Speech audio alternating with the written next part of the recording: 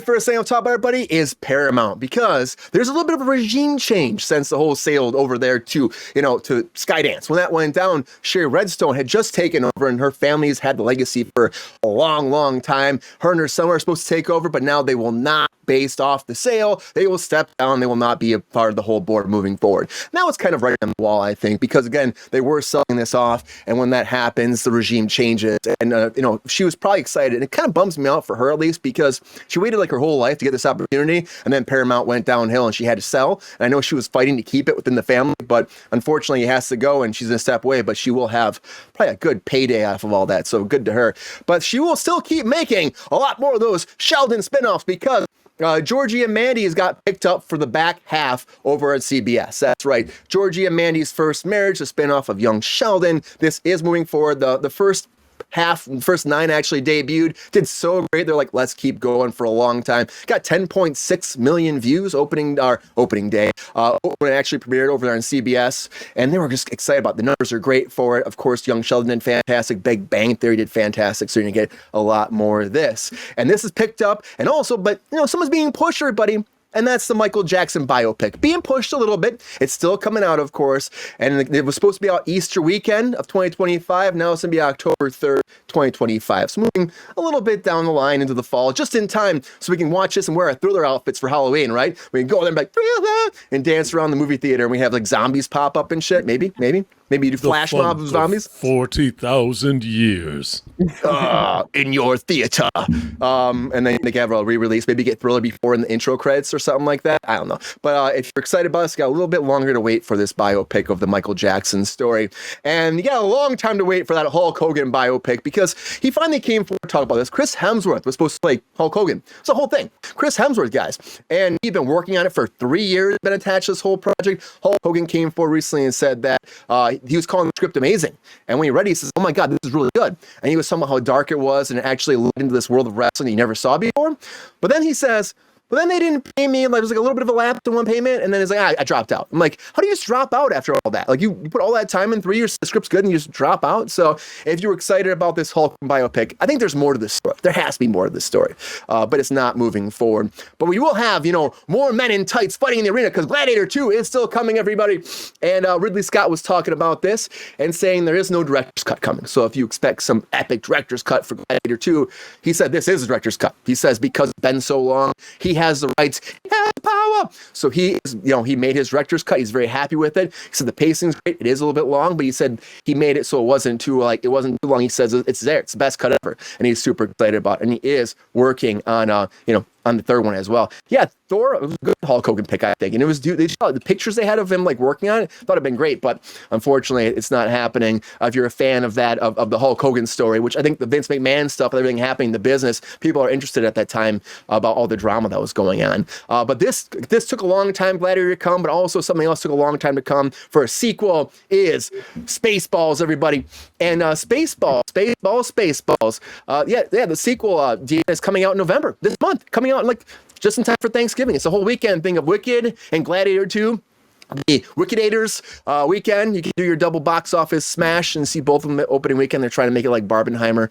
I don't know if it'll work that well, but SpaceBalls 2 is moving forward quite a bit, because we talked about this a long time ago. Josh Gad has signed on. He's helping write it along with Mel Brooks and Josh Greenbaum. He says the experience has been amazing. And he says the script is done for SpaceBalls 2, and he can't really say much about it, but he says it's blowing everybody away. He says, well, MGM taking me into the Culver prison cells, I can tell you the draft is done, and everybody who's reading it is just blown away, and they're really excited about where it's going to go. So, I mean, SpaceBalls 2 took them a long time, but if you can make it work, I'm down. I love SpaceBalls, because everything that makes fun of Star Wars is fantastic, because it's great. It was a great parody of Star Wars. Nobody does it. I mean, Star Wars is like a parody of itself these days, it seems like, but Star Wars has another show coming, Skeleton Crew, dropping next month, everybody. And this is coming out December 3rd. The trailer dropped for Disney Plus show. And this is like, if you haven't heard about it, we talked about the show a few times. It's like Goonies in space. And honestly, this newest trailer, if you haven't seen it, check it out. It really looks great to me. I'm like, we're finally doing something right in Star Wars. Round of applause for Lucasfilms, because honestly, it's taken them a long time to like figure something out where the fans are gonna like it. And I think they will with this. I honestly think it's going to hit well. At least the trailers make it seem like that. I'm crossing my fingers and hoping it's going to do great. I'm also hoping this reboot of Lanterns does well, everybody, because we have more casting for that over at DC. Garrett Dillahunt has signed on. He was in the Fear the Walking Dead. Been a bunch of stuff. I like this guy. He's great talent. And now he's coming on tap to play a major reoccurring role. They're not saying who he's playing yet. And a lot of these roles they've been announcing, not really saying, besides the main Lanterns, of course. And that's what happens. Nathan Fillion's in there, of course, is Guy Gardner. The recent casting of Aaron Pierre for Jon Stewart. And then on top of that, we have, Kyle Chandler was also cast too. So that's the thing, like the three Lanterns coming together, more casts will be coming out. This is moving forward quite a bit. And James Gunn is trying to save the DCU. But he is not working on a Justice League movie yet. So if you've been hearing about these rumors online, Justice League is not moving forward yet. That's what he says. He says, don't believe it. Don't believe it, James Gunn said. Do not believe the rumors. It's not happening. But it was kind of cool, the idea that was going on the internet about like what it's going to be about. It's supposed to be based off of The New Frontier. That was the rumors. Justice League The New Frontier, which is a period piece. Takes place in the 50s. I heard about this. And it's like in a land where the masked mystery men fought for freedom in the Second World War and they lost and they're outlawed. And then those icons are still trying to fight on from Wonder Woman, Superman, Batman and stuff. And they're trying to operate under hidden agendas and dueling ideologies. So it was actually kind of an interesting premise for a Justice League movie. But again, I doubt that would happen with this. I think that's too much like jumping the shark where you're creating a whole world set in present day. If you go back to the 50s, I just don't think it works. So don't believe the rumors. Don't believe the rumors. But maybe we believe the rumors about Diddy. Maybe we do. I mean, I think on Kruse Troll have us do. But we'll see because, again, his team is coming forward. Allegedly. Green Lantern Emma is a superhero that comes from space, has a green ring that gives him powers, and he's a space cop. They're space cops, so round of applause for space cops. Space cops might have flown into Diddy's house and they actually raided it too. I don't know. Maybe the Lanterns were there, but Diddy was in jail, of course, or he is in jail, and he was celebrating his 55th birthday. And during that time, he was thinking about the whole thing, talking to his lawyers, and now they're saying that what the publicity is doing with all the people coming out and all the people that have allegations, they're undermining his case. That's what his defense is saying, and that's stopping him from having a fair trial. And so they're trying to get a gag order now on all these different people so they can't talk to PR, press, and all that, so that he can have a fair case, because they're saying this will not make it so like people will just be turned on him, which they already did turn on him quite a bit. This is going to be interesting to see how this plays out. May 2nd's quite a ways away still for this Diddy trial. I think it's a big monumental thing. We're talking about it for a while, of course. Big Diddy talk here on Cruise Control. And I'm interested to see. Now, he does want people silenced. Before he wanted names. Now he wants them silenced. Of course, he has to defend himself. But I think that there's going to be more weird stuff happening with this as this moves forward. And I don't think you'll be able to stop these people. I don't think you'll be able to stop them. But we'll see. And you can't stop Bob the Builder, everybody, because Bob the Builder's coming. You can't stop him. That is a segue, Brian. He's going to build that fucking house. And Bob the Builder is coming over to Amazon MGM Studios. Anthony Ramos is, of course, playing Bob the Builder. Of course he is, right? Of course he is. I mean, I don't know. I think if I said Chris Pratt, I'd be of course he is. But Anthony Ramos. And so get ready to go build some houses with Bob the Builder. Could be Chris Pratt, right? Look at it. Chris Pratt. Or like or Peanuts character.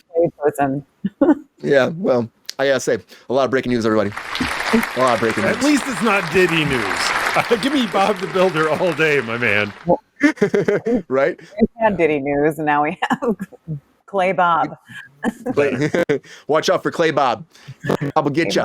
He'll be messing around with your dirt, your foundation. You gotta be careful of that man, All up in that foundation. We've got lots of stuff going on, Brian. All you guys, right? You're crossing the stories, Brian. Bob the Builder isn't up in anybody's foundation. Hey, man, he's helping people. He's in people's backyard, sneaking in there, sneaking up shutters. Allegedly sneaking into people's backyards. He's breaking windows, allegedly, getting inside, and then fixing them, allegedly, and then creeping around people's houses and moving in, allegedly. Positive news call that a voyeur stalker. Carter, put bars in the window, man. Bob the Builder's coming after you, man. Be careful, Carter. He's in your neighborhood too. I heard he's close. That's incredible, because he reminds me so much of my own grandfather, whose also his name is Bob, and he would build things like a masterpiece. Whenever I bring up Bob the Builder to my grandfather, he's like, goes, "Oh, it's a life story, Carter. Come on." You bring up Bob the Builder to your grandfather a lot, Carter.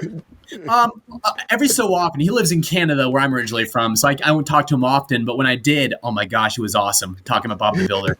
Right. That's awesome. Queen loves Bob the Builder. Queen says kids love it. Kids love it. Sorry, Queen. Maybe Queen loves Bob the Builder. Who knows? Yo, player, if you enjoyed this video, please like and subscribe and hit the bell to be notified when we are live. And if you are able to join our Patreon, please join. Because the Pepestar needs more snickety snacks. Because I'm hungry. Holla back. Love y'all.